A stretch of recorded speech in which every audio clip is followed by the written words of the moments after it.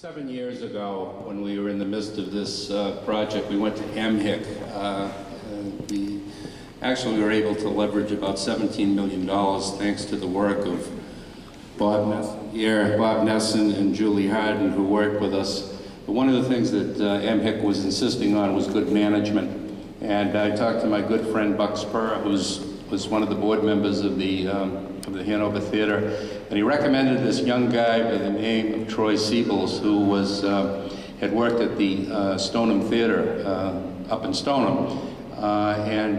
He came on 7 years ago, and I can't tell you how pleased everyone in Worcester is that he came here. He's creative, he knows the numbers, he's just all around the perfect match for the theater and for Worcester, and I want to introduce Troy.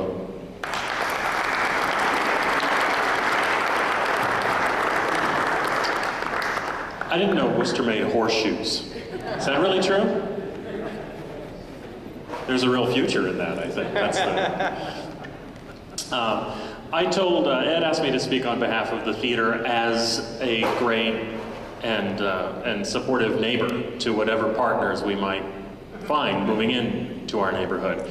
And on a couple of levels. First off, if there's a potential to put a restaurant or a cafe or whatever it might be, a public establishment for food in a nearby building within a block of here, let me tell you about this. First off, there's no question that we get asked more than where can I go to get a bite after the show, before the show, I come next time. We get the question on the phone at the box office. I don't know, 20 times a day. We get the question at the concierge desk in the lobby 50 times a night.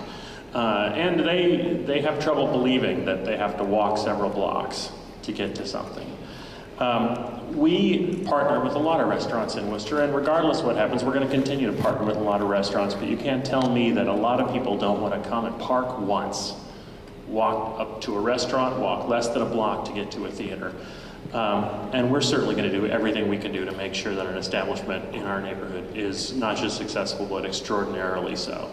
Frankly, even the performers, I just thought of this right this second, but I was standing with Mandy Patinkin a year and a half ago. I wanted to go somewhere after the show, and we had to send him walking across town. But, on any level, I think there's a real opportunity there. The second thing is maybe less obvious. We do a lot of pre-show functions and events here at the theater. We have one private lobby space. It's a contemporary lobby. It'll hold about 120 people, maybe, for a stand-up reception. And we book it solid. Nearly every performance, we've got a group in there who wants to buy a block of tickets to the show and do a fundraiser, do an event or something. And because we book it solid, we turn a lot of people away. And if there were another facility in the nearby neighborhood where a group could do a function, pre-show or post-show, not only would they use it, we would use it. We would use it extensively. I'd say we turn away somebody more than 60 or 70 times a year, just in terms of, and for those dates, frankly, if there were an ability to accommodate more than one other group, we would do that as well.